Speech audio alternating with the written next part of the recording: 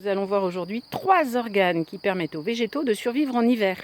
Ces organes sont cachés et donc l'hiver on ne les voit pas. Alors nous allons d'abord étudier chez un premier végétal que vous connaissez bien. Ici on a la partie verte mais il n'est pas dans son entier, dans son intégralité, il y a une partie souterraine. Donc nous allons voir comment l'oignon survit en hiver. Pour cela il faut aller déterrer cet oignon à l'aide d'une bêche.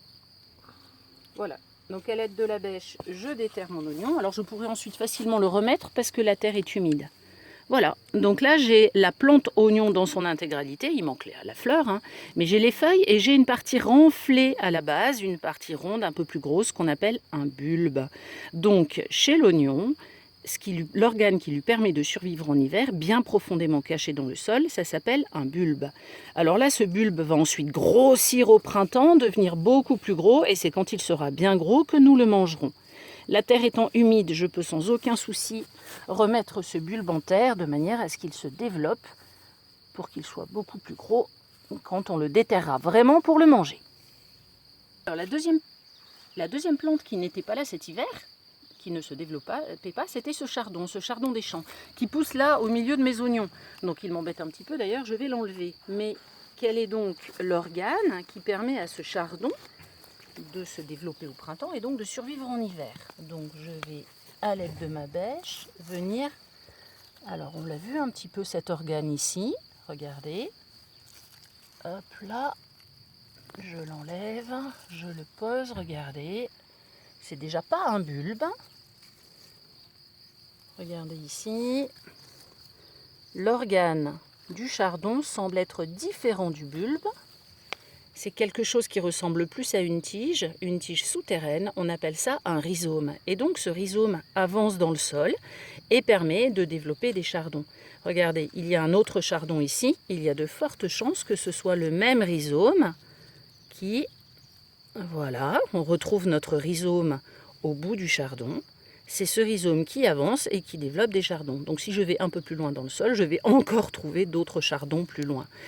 Donc c'est une plante que j'enlève de mon potager, elle n'a rien à faire au milieu des oignons. Donc il y a une troisième plante qui pousse ici au milieu de mes oignons. C'est une plante que vous adorez, que vous en mangez beaucoup. Enfin, vous ne mangez pas la partie verte, hein, vous mangez ce qu'il y a dans le sol. Je vous rappelle qu'en hiver, il n'y a rien. Et qu'au printemps, ce qui est dans le sol se développe et donne cette plante. Cette plante, je vais donc aller la voir en profondeur pour vous la montrer. Et vous allez pouvoir me dire ce que c'est normalement, vous allez reconnaître. Alors là, elle est très vieille celle-là. Là, vous la reconnaissez normalement un peu mieux. Et le troisième pied, voilà. Donc on reconnaît bien cette plante, qui est forcément un petit peu abîmée. Elle est restée durant l'hiver dans le sol et elle a développé la plante au printemps. Le but de cette plante, qui est donc la pomme de terre, est de fabriquer d'autres pommes de terre. Alors là, les plants de pommes de terre sont encore trop jeunes. On ne voit pas d'autres pommes de terre se développer. Je vais les montrer. Alors ici, nous avons un champ de pommes de terre.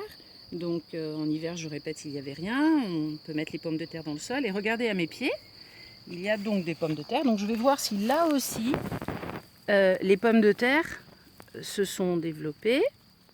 Et si elles n'ont pas commencé à en fabriquer des nouvelles. Ah, regardez, voilà.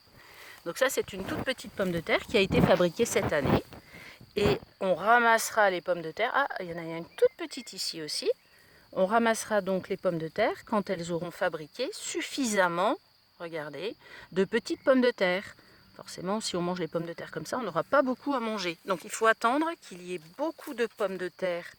Regardez, pour l'instant, il y en a des petites qui se développent. Alors là, j'ai un petit peu cassé, hein, mais elles se développent le long du pied de la pomme de terre. Donc celle-là, voilà, là on en voit encore une autre, et on en voit encore une autre. Donc quand les pommes de terre seront bien grosses, à ce moment-là, on pourra les manger. Donc là, je vais renterrer le tout de manière à ce que ça continue à se développer pour pouvoir manger des pommes de terre beaucoup plus grosses,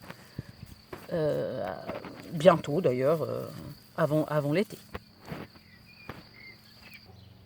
Donc nous avons déjà vu le bulbe de l'oignon, nous avons vu le rhizome pour le chardon et nous avons vu le tubercule pour la pomme de terre. Ici vous avez une plante que vous connaissez bien, qui est très bonne en infusion, on en fait aussi du thé, il s'agit de la menthe. Vous avez ici partout de la menthe.